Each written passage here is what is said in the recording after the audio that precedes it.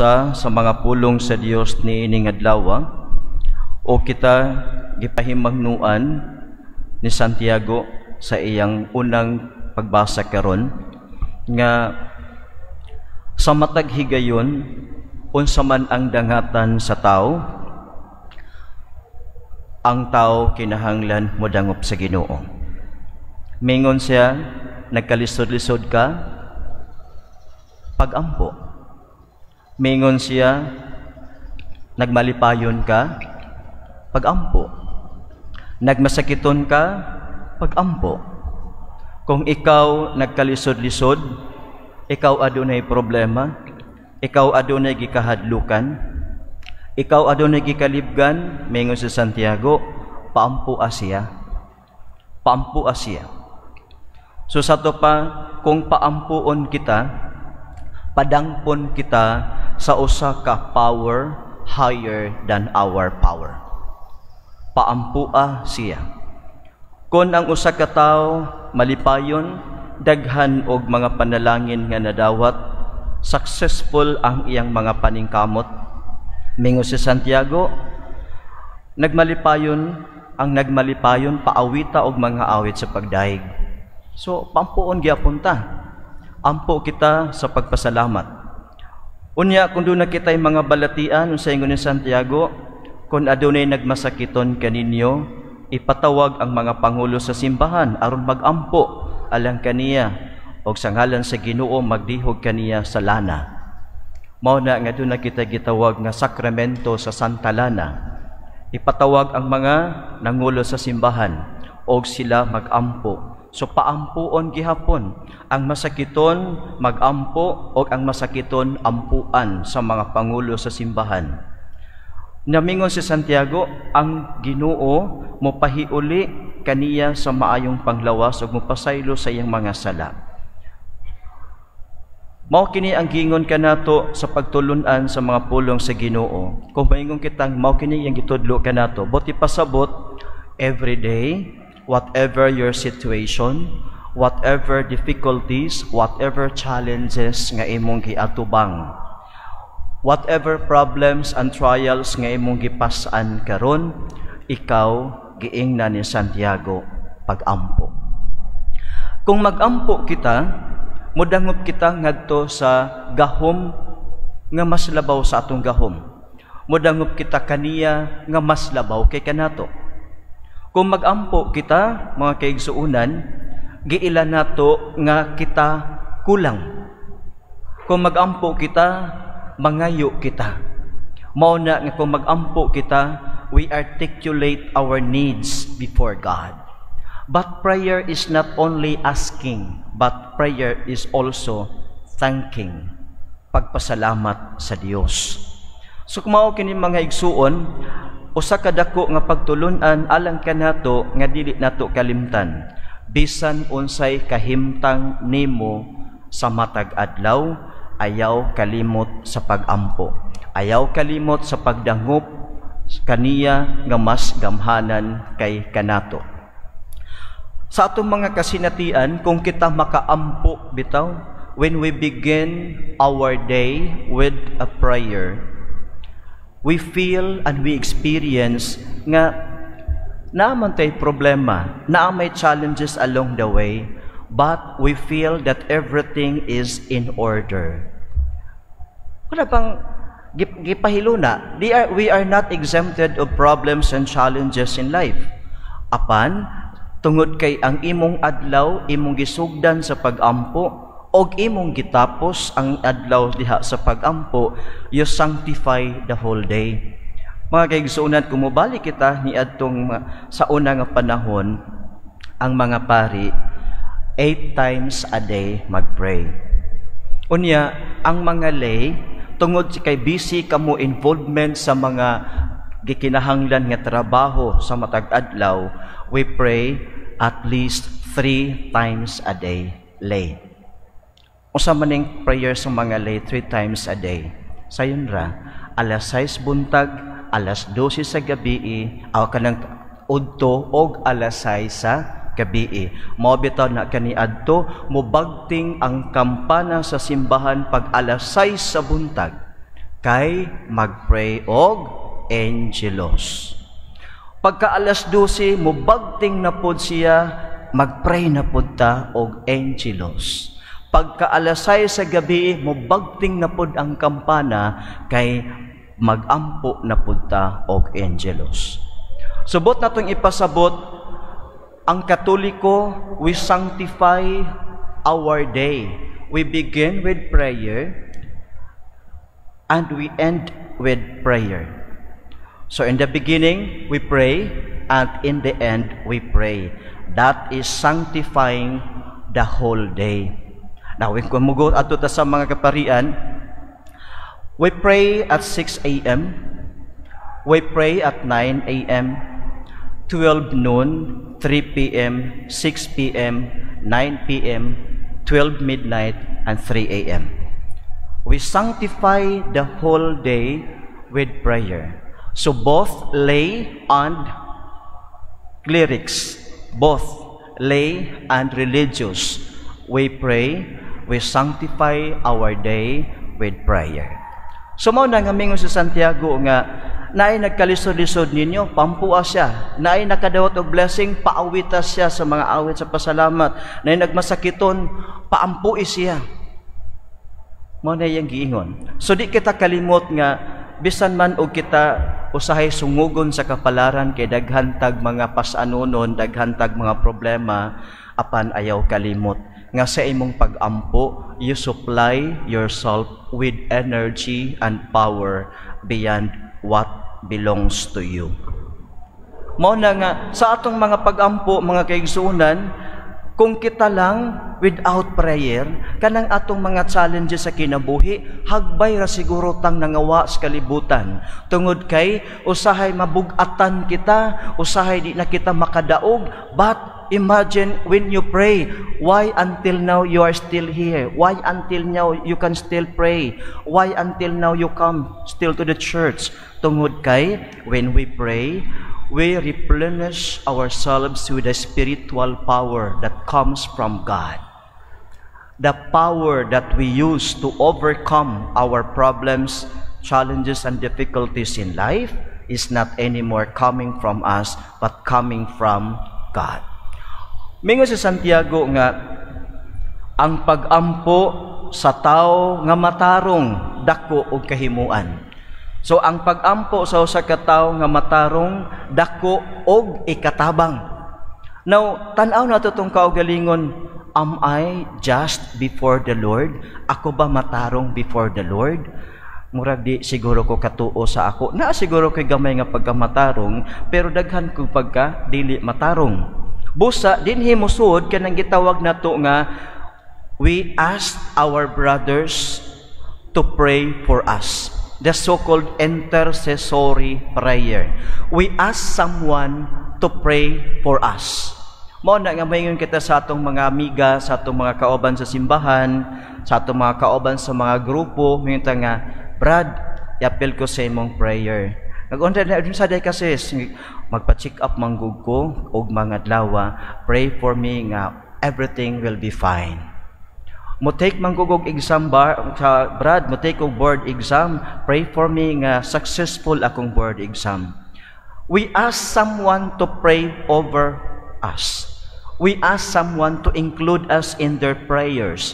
Kay ngano man mingon si Santiago, ang tawo nga matarong ang iyang pag-ampo, dako og ikatabang kanato. Now, in myself, I am a sinner, and I believe that I can pray directly to God.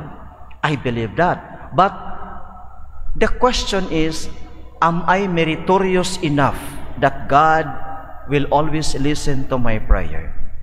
Am I meritorious enough that God will always grant what I pray? Ang ingon ni Santiago, ang tao nga matarong ang iyang prayer, dako og kahimuan. Mao nga dinhi, muka moabot kita sa gitawag natong asking for intercessions. We ask intercessions from one another, but above all, we ask intercession from those who, like us, believers of Jesus, who like us, Christians, who like us, followed Him, but they already graduated from this life. Nang wala na sila din himo nang we ask the intercession of the saints. and the saint par excellence is the Blessed Virgin Mary. Mao na nga we pray, we ask the Blessed Mother, we ask other saints to intercede for us. Kay unsay ingon, ang pag-ampo sa tawo nga matarong dako og kahimuan, dako og ikatabang. I can pray directly to God, but it is also nice to ask my friends to pray for me. And it is far more beautiful to ask our spiritual friends to pray for us, the saints. And it is far, far more beautiful to ask our mother to pray for our needs. So mao na nga kining ang devotion nato sa mahal nga Birhen Maria, dako kaayo og ikatabang kanato. Dako og kahimuan. Dako siya og nga himong kausaban sa atong kinabuhi.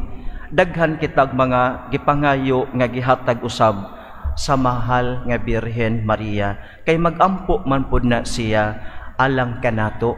Mao nang gitawag nato nga the saints are our intercessors.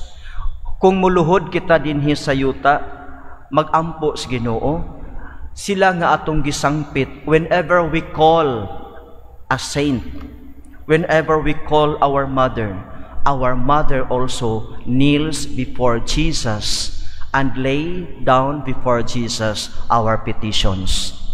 The mother will never stop asking Jesus for us. So mao nga daghan po ta og mga kasinatian nga nadawat nato. Nindot pod kaayo nga aron dili na siya malimtan bitaw, ato na siyang isulat kaning ito nato journal writing. Journal. Sa una diary gud ang tawag ana, pero kanang karon binag-o kon is journal writing. Imong i-journal how God acts in your life through the intercession of the Blessed Virgin Mother Birhen sa Regla or any saint.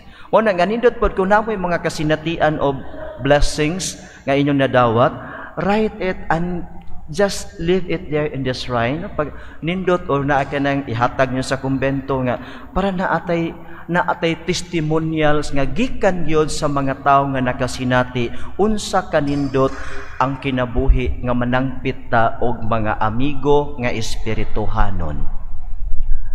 Manangpit ta kay nganuman pwede man ko nga moampo, pero dili man ko limpyo at tubangan sa Ginoo sa tanang higayon. Ang mahal nga Birhen is immaculate from the beginning until the end of her life on earth. Until now, she is immaculate before God. Now, kung bao kini mga kaigsuonan, hinumduman nato sa kanunay nga ang kamatuoran di ay kita, whatever happens to us, always remember to pray. Whatever experiences we have, na ay success, na ay difficulties, pray to God. When we pray, we articulate what we need to God. And after we receive the blessings, we pray in thanksgiving. Pag-abot karon sa atong ebanghelyo, gipahinumduman usab kita sumala sa ebanghelyo nga atong gibasa kang San Marcos. Miingon siya nga adunay pipila kang mga tao nagdala og mga bata ngadto kang Hesus. Kay aron nga ipatong ni Hesus ang iyang mga kamot, ya silang mga ulo, panalanginan sila. Ang mga bata hikapon ni Hesus a touch of faith. Pagkatapos, ang mga tinun-an nga bitong just like us, dili ta ganahan nga samukon si Hesus. So, ina sige kasukan ang mga tao nga nagdalag mga bata. But Jesus overheard that. Og mingon si Jesus, ayaw sila pagdidi paariya kanako kanang mga bata. Kaya ang gingharian sa Dios ila sa sama ni ining mga bata. Og iyang giingnan ang mga tinun-an. Timan ininyo kini. Ang dili mo dawat sa paghari sa Dios sama sa usa ka bata, dili mahisakop ni ini. Dili mahisakop ang dili mo dawat sa gingharian sa Dios sama sa usa ka bata. Now when we look at a child, bata, letter B, ang bata matinuohon. Letter B stands for believing. A child believes. Ang taang bata mutuo na siya unsay imong isulti without further questioning, without doubt. Ang bata unsay imong insulti, mutuo na siya nimo.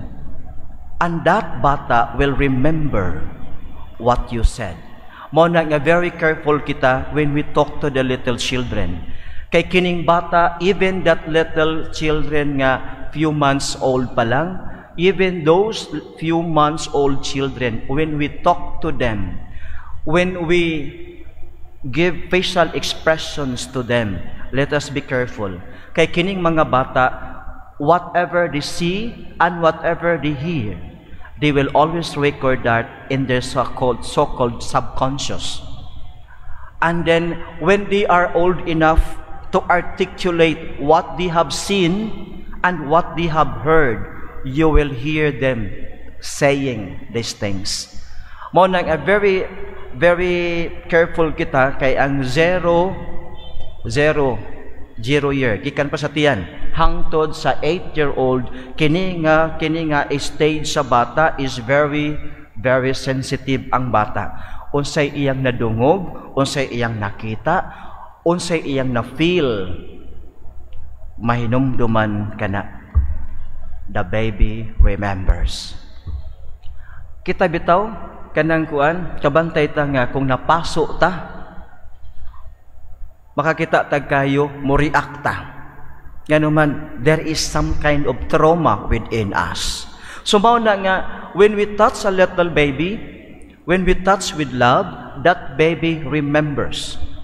But when we touch the baby with hurt, when we hurt the baby, that baby remembers us.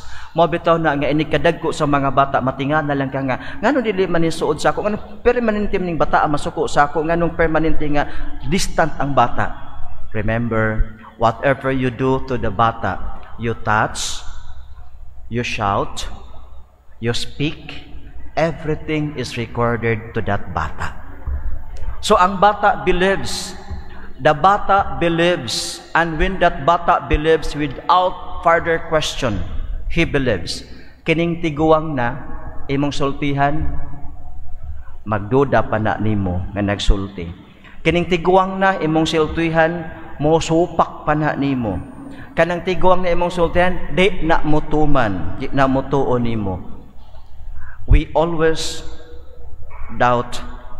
Mo nang amingon si Jesus, gawas kung mahisama ka mo sa usa ka bata, kung di ka mo mudawat sa paghari sa Dios sama sa pagdawat sa mga bata, dili ka mo kasud. Basig nakaingon ta nga, tungod kay nabunyagan ko, tungod kay nagsige kong simba makasud atas langit. Eps, ang ingon sa Ginoo, unless you become like little child, believing in God. Una ikaduha, kanang letra nga A. Kanang letra nga A stands for affable or amiable. Affable or amiable, paresa na siya. Ang bata is friendly. Sa dihang ang bata mudawat, ang bata, ang iyang kinaiya is friendly. Now, when the kingdom of God was accepted by little children, ang bata, ang iyang huna-huna, everyone is a brother, everyone is a sister, everyone is a friend. Mauna bitaw nga ang bata dali ra kaayo makakonect, dali ra kaayo makigdula-dula sa iyang kapwa bata, bisag kana nga kapwa bata way ligo, kana nga bata pobre, kani nga bata yagit og sinina, but the little baby easily connects himself or herself to kapwa bata. Inig katiguang na nato, inig tan-aw nato laguon og naong talikod. Inig gani ka, murag mauton manig nang sa kawatan, masirig nang mangingi snatcher, talikod at unahan. Ingon si Jesus, kung dili kita mudawat sa gingharian sa Dios sama sa pagdawat sa mga bata, when we accepted the kingdom of God, everyone becomes a brother and a sister. So kung a brother and a sister kita in the Lord, we avoid hurting, we avoid doing bad to other people. Nga naman, he is my brother, she is my sister, why should I hurt him? Why should I snatch his things? He or she is my brother. Mabito na ang bata, dili man kalikayan nga mag-away na sila. Pero after the few minutes after away, magngisi-ngisi na po sila, magkanang kinatawan na magduwa na po na sila, unya na ilulipap, maghamoy-hamoy na po sila isa-isa. Kita kung mag-away ta, tuig. It takes years for us before we speak again to one another. Mao na nga lisod gyud ta, diba ingon sa Jesus, ang pultahan, ang dalan padong sa impierno arang luaga, ang padong sa langit arang kagipot. Unya, maningkamot nga musuod ta didto, nga numang maningkamot man ta, kay nitambok man ta sa kasuko, kaligot-kot kapungot ni burot na ta, di na ta musuod sa pultahan padong sa langit. Sumaw na nga, maningkamot kita nga may sama sa kabata. Ang bata, human og kanang aw, naghinilakay, nagsinumbagay, nagbinatuhay, nagpinaakay, human ana, nagkinataw-anay na pod.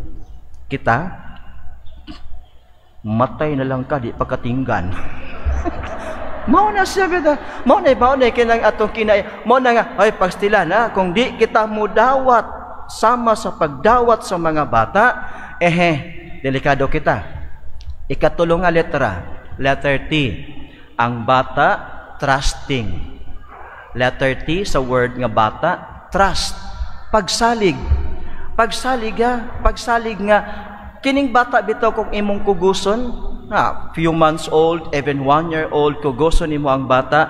Ang bata, kung katugon siya, matug siya. Muaw niya sa imong abaga, matug siya. Rin sa imong bukton, matulog siya. Bisan pag imo nang iitsa-itsa ang bata, ana-ana, ang bata mo katawara na. Nganuman, kay baw man siya nga imo gisan sawon. Nagsalig ang kanang bata nga imo siyang sawon because the baby trusts you. Ikaw kung iitsa-itsa ka na, matiguang na ka-iitsa-itsa ka sa imong anak, masuko ka, animal ka, anak ka, mamatay ko ano dyan. Ang bata, mungisi na namin. Tiguang, maot ang naw, magmugot, masuko sa imo. Ano naman? Mawadaan na tagpagsalig kung mudagko na ta. Mao nang ingon sa Jesus, gawas kung mudawat kamo sa paghari sa Dios sama sa usa ka bata, di kamo mahisakop ni ini. Kay kanabitang mudawat sa gingharian sa Dios, kanaman nga, Lord, I'll do my best and you do the rest.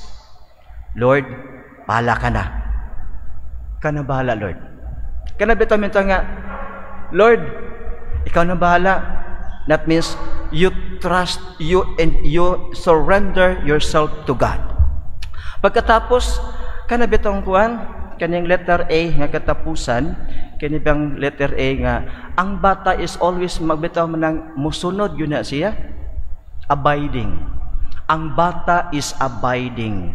Ang bata mahinumdom unsay imong gisulti, og ang bata magtimaan baya na siya. Nakabantay mo ka ng mga bata bitaw nga kuan, magdula-dula ba? Unya nay usa ka bata nga nang maayo ang pagkaatiman siyang ginikanan mo nga anak, dili mag-say og bad words ha, kay mga bad na ha, dili magsulitok-litok anak kay bad. Moingon ganin iyang mga kauban nga mga bata nga, moingon naman, uy, bad na. Ingon si mama, bad na. Di na maayo, bad. Ang bata, abiding. Unya, isugon ganin mo ang bata, musunod baya ang bata. Nak, tagay kog tubig. Kuha din dito. Unya ka nang kuan, hatag sa imo ang tubig. Nak, pag kuan sabi, palit sa og ko anak, mauto-uto ram ginato ni bata. Kining tiguang, papalito nimo. Nak, palitin sa kuan be. Unya na ma. Nya, wait lang. Mao na siya. Nak, pagdungag sa, wait lang. Hangtod nga wait lang, napas mo, nakakawa kakakaon on the time. Mao na bitaw kung matiguang na ta, wait lang. Ang bata, imurag yun ang gitikitigon. Nak, tikit kayo, sugot yun na sila. Sa to pa di ay, once we believe in God, we are willing to obey God. Once we believe in God, we are willing to trust more in His providential care. Once we believe in God, we are to become a brother and a sister to one another. Once we believe in God, we become believing. And when we believe, we become obedient. So pagkanindot no nga mao ni atong kinabuhi kay ang mahal nga Birhen Maria mao baya na iyang kinabuhi. Mituong ang mahal nga inahan. Misalig ang mahal nga inahan. Ang mahal nga inahan kanunay nagsunod sa kabubuton sa Dios. Nakapahimuot ang mahal nga Birhen Maria sa kabubuton sa Dios.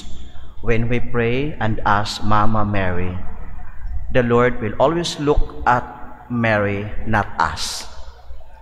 The Lord will look at His mother, and that look is a look of love and compassion. Manindog kitang tanan mga